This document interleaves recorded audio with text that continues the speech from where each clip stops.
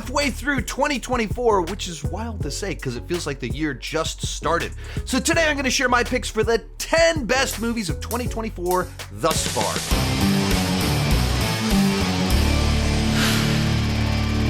Hi, my name is Sean, and I love to talk about movies and TV way too much. With that in mind, go ahead and join me down below in the comment section. Share your picks for the best movies of 2024 thus far. My list isn't the right list, it's just my list, and I would love to see yours. This video is a little bit earlier than I would normally post a video like this because this week I'm doing some stuff at my church, so I can't make videos, so I'm shooting all of these in advance. And also because the first week in July is just jam-packed with new releases, and so I just wouldn't have had a window to put out these videos that I want to do. So I'm hoping that A Quiet Place Day 1 is good enough that it would have cracked into this list, but I haven't seen it yet, so I don't know. Also, there is a companion video to this over on Patreon with six more of my favorite movies of 2024 thus far. Join at any level and you gain access to that video as well as hundreds of other videos, as well as my 2 weekly live streams. One is a Q&A where I answer all of your questions. The other one is a box office show, and most of the clips over on my second channel, Sean Chandler Plus, are pulled straight out of those live streams from your questions, the topics that you guys bring up over on Patreon. For $2 per month, $21 per year, you get access to all of that. $5 per month, you get your name on my end card of my videos. And then at the top tier, you get a monthly video chat with me. That's just where we can talk about whatever you want to talk about. You can learn more about all of that down below in the description, but at that link to Patreon. And let's get started. Kicking things off, Abigail. Thus far, I don't feel like it's been a particularly good year for horror, but we did get one really fun horror film, Abigail. And as for me, I got everything that I wanted out of a vampire ballerina movie with Abigail. Comes from Radio Silence, the guys that did the last couple of Scream films, as well as Ready or Not. And I just enjoy the way that they do a lot of these isolated horror films where you have lively characters, blends horror with a little bit of comedy, and balances the tone just right with what they're going for. And that's what I got out of Abigail. It's all about this crew that kidnaps a little girl. Every member of the crew is interesting and different from everyone else. They've described the movie themselves as like Breakfast Club with vampires. And I was like, all right, I guess that makes a good bit of sense. I see what you're saying there. I was actually at the movie's world premiere at the Overlook Film Festival, which always cool to see a movie at its world premiere. Also worked the red carpet, so I got to talk to Radio Silence and ask them a question. I love isolated horror. Your movies trap people in these horrifying environments where they're in danger. What draws you to trapping people in dangerous locations? And what are some of the movies that inspired you to want to tell those types of stories? You know, it's funny. I think because of the way we came up, where we would find a location and then go, oh, we can shoot there. That's our production value. Let's go shoot there. It sort of informed us in terms of location being really, really important. And I think since then... Yeah, and on a budget. On a budget. Yeah. Yeah. And it really allows the characters to be front and center in a way that I think we really like. We kind of joke that we always end up doing ensemble movies. And then that... putting a bunch of people in an enclosed location, just like you said. Pressure cooker. Yeah, it's a pressure cooker, and we just love it. Awesome. Thank you. Maybe some of that enhanced the experience of watching the film and gives me fonder memories related to it, but just in general, I liked their previous movies. This is very much my kind of horror, my kind of vampire film, so I dug it. Number 9, The Idea of You. Now, this is a movie that, once again, I might have a little bit of bias towards it because my wife kind of became obsessed with this movie. I was able to take her to see it at its world premiere at South by Southwest, and we're actually in the front row, which normally front row for a movie isn't a great thing, but if you're at an event where the whole cast, including Anne Hathaway, are there, and she does a Q&A afterwards, and she's 10 feet in front of you, being in the front row actually is quite a cool experience, and that was our experience with this movie. We essentially went into it not knowing much about it. I don't think I'd even seen the trailer for it, certainly hadn't read the book, and it turned out to be a really solid romantic dramedy where it has romance, it has comedy, it has drama, and it balances the tone right. It's not just like a high concept rom-com with a bunch of outlandish slapstick gags or anything like that. It feels much more grounded in reality. Certainly, it has the premise to it about this 40-year-old woman dating a pop star is, of course, fantastical, but it treats it in a grounded way where the tension, the drama, the conflicts feel earned.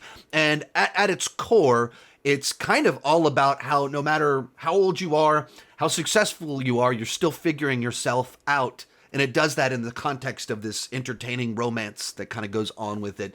So my wife and I watched it 2 different times in the theater before it came out, and then she's watched it on loop at home. So it's a special one for her, so it's a special one for me. Number 8, Bad Boys Ride or Die. Now, I thoroughly enjoyed Bad Boys for Life, the last Bad Boys film that they put out. I actually thought that was the best film in the franchise that built on the foundation of the first 2 movies, but delivered kind of a more memorable plot line with a little bit more emotion to it. And I felt Ride or Die just kind of continued down that path of delivering a really fun Bad Boys movie with a plot that's a little bit more distinct, a couple more little moments to kind of evoke emotions, and finding ways to let the side characters really shine. In particular, Reggie, who is the MVP of the movie, that absolutely steals this, like 2 different scenes in the movie. He absolutely just steals it. And as like the payoff to this joke set up 20 years ago.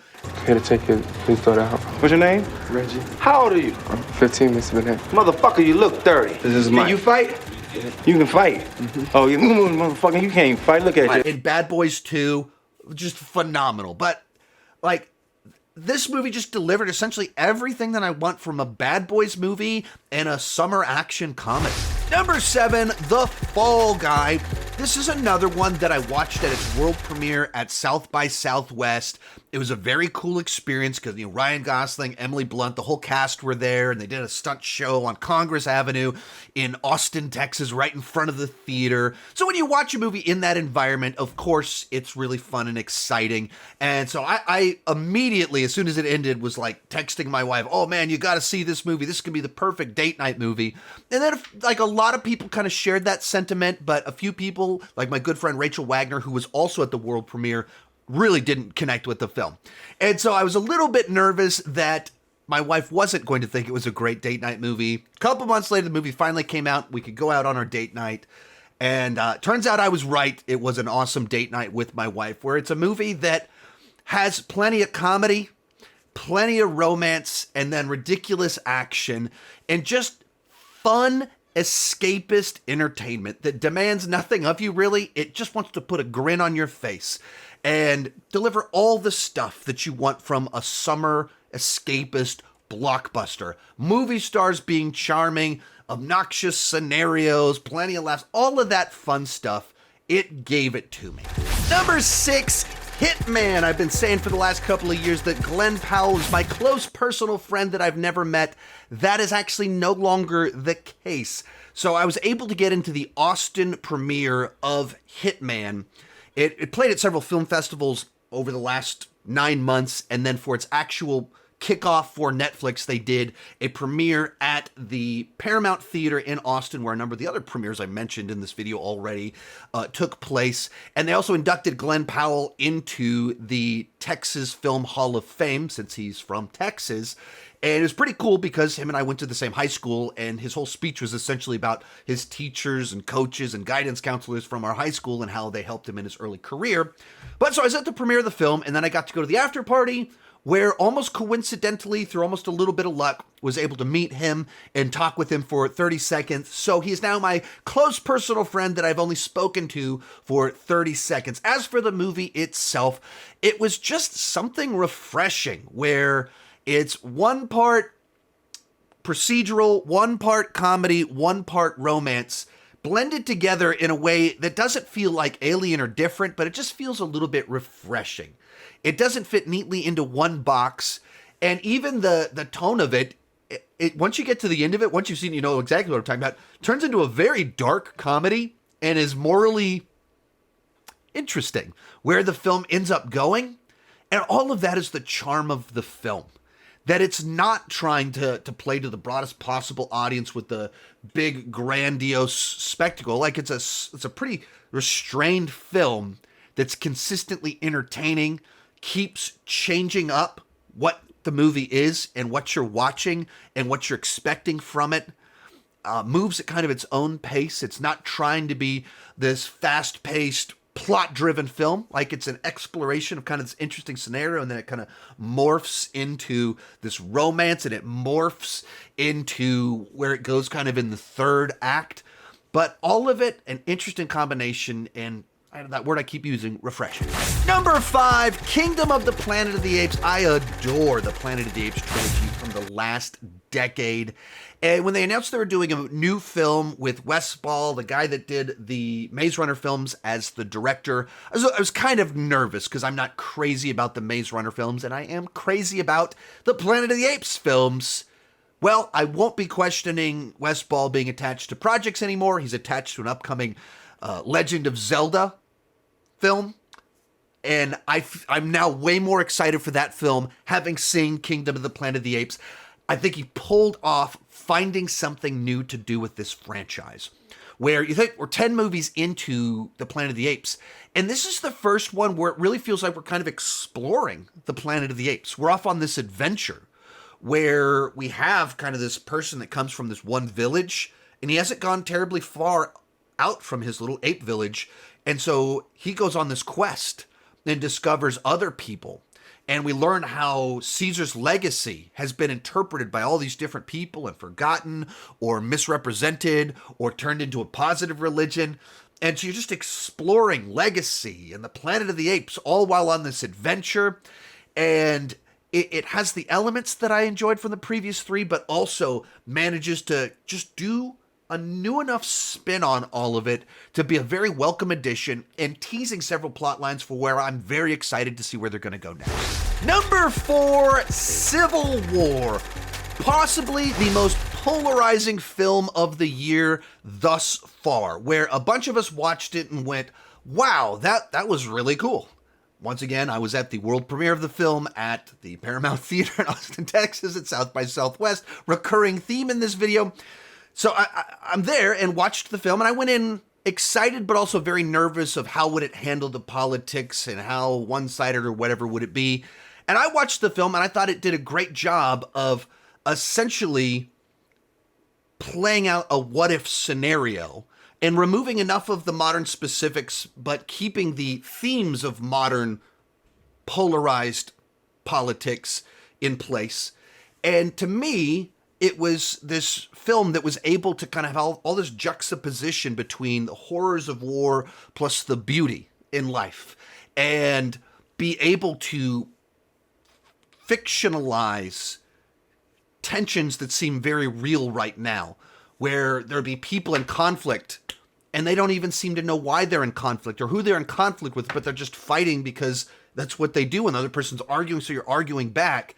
And that just feels like so much of the discourse that we have these days is just people that are just overly aggressive for no reason, and they don't want to listen. They just want to be right.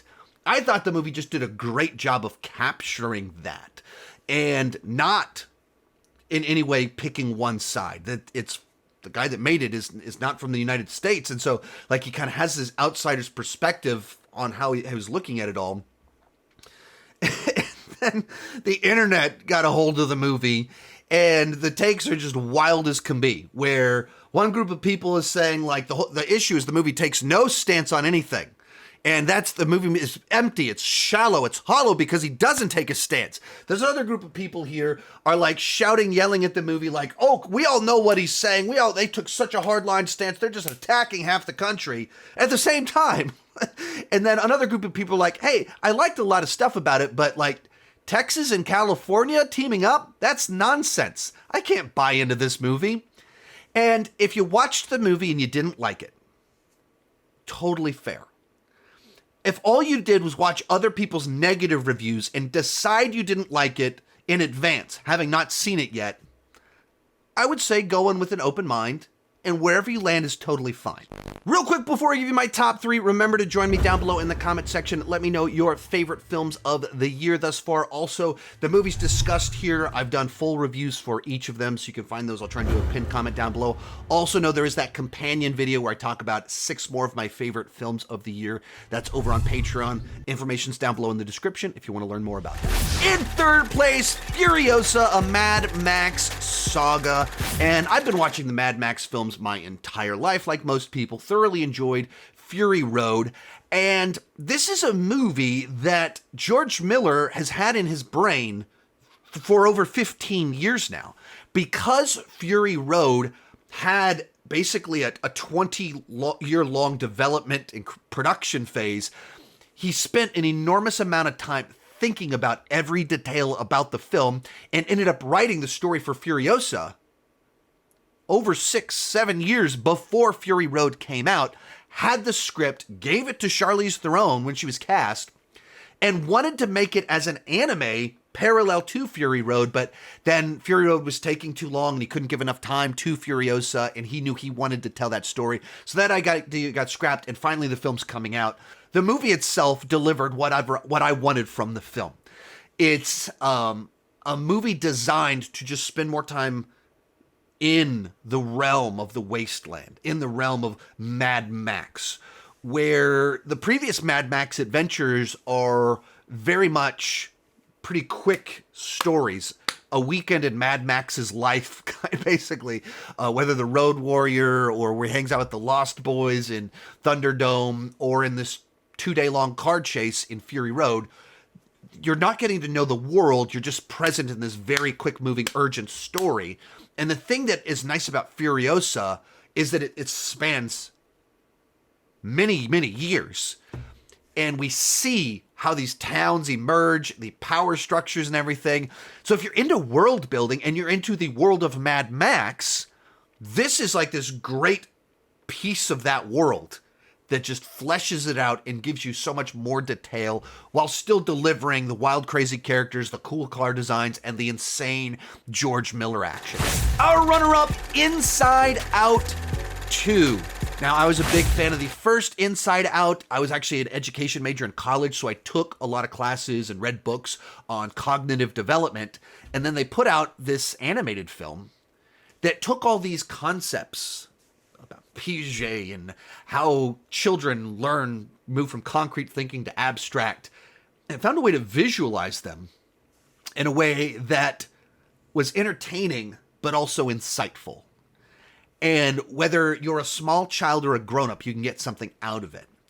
And because we keep developing, keep getting older, I always kind of thought Inside Out lends itself to sequels as Riley gets older. And beyond that, there's more concepts that can be unpacked and visualized. Like, it's useful to continue to show this stuff.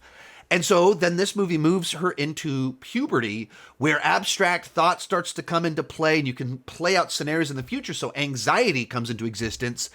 And the movie just does such a great job of showing how anxiety becomes a villain in our lives, but how it's also useful and important. And just a sign of our brains developing. It's a good thing, but you have to learn. Your brain's got to figure out how to put it right, how to calibrate it right. I loved that Riley was a more prominent character in the film, where there's a clear story in the real world and choices that she's making that are very relatable. Whether you've made them or you've seen people make them, they're just kind of universal middle school type scenarios. And then we see what's going on in her brain driving that. I was watching it thinking to myself, this isn't just entertaining, which it is. It's useful. It's helpful. It makes people's lives better. Took my 10-year-old to go see it, and the whole car ride home was talking about what was actually communicated in the film. And as a parent, I loved it. But coming in at number 1, Dune Part 2. Now, I was a gigantic fan of the first Dune, but coming out of the theater, I was also like, all right, if they don't greenlight a sequel, or when they greenlight a sequel, I'll bump this one up from the A- to the. As soon as that's greenlit, because right now we're dangling with too many loose plot threads. If we're going to get the book into it, or close out the story, we'll bump this one up just a little bit. And like a week later, the film was greenlit, and we finally get the second film, and it just absolutely delivers everything that I hoped for when I left the theater from the first film. I have not read the book Dune. That kind of turned into an intentional choice on my part, that I wanted to experience the story in film fashion, and not have the movie spoiled by the book, if that makes any sense to you. Because generally speaking, if you read the book first, then the movie disappoints you. But if you watch the movie first, the book doesn't normally disappoint you. The book normally fleshes things out, so I normally do it in that order for that reason. As for the film itself, Denis Villeneuve delivers these sci-fi epics where every single frame feels true. Not a frame feels fake or artificial. Every visual effect works. Every environment looks lived in and real. Every detail about costumes and settings and their way of life feels like it's been thought out, to where it creates this absolutely believable world.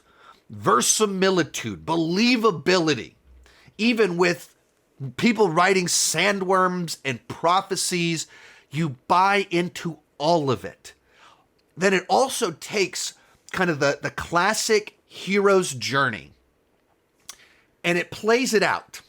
It has all the beats of the chosen one, the rebellion, pulling the people together, and at the same time, it subverts all of it too, in the good way, where you feel that the writers from source material, screenplay, are smarter than me, that know how to deliver everything I want, plus delivering things I don't know that I want, and putting a spin on all of it, turning it on its head, in particular with Paul's journey, what it actually stands for, what's actually going on, the implications of his victory, and how he changes throughout the story, and what that means for the people around him. You get the big victory in the moment, but there's also a sense of dread and the implications of what could be to come, as just the truly great sci-fi that takes you to a different time, a different place, a different world, makes you believe that space is real, and feels intelligent. It makes you think about everything going on. So as for right now, as for me, it comes in at number 1. If you enjoyed this video, you can check out my reviews for those movies in that playlist over there. You can check out the companion video on Patreon at the link down below in the description. Hey, thank you guys so much for watching, and keep talking.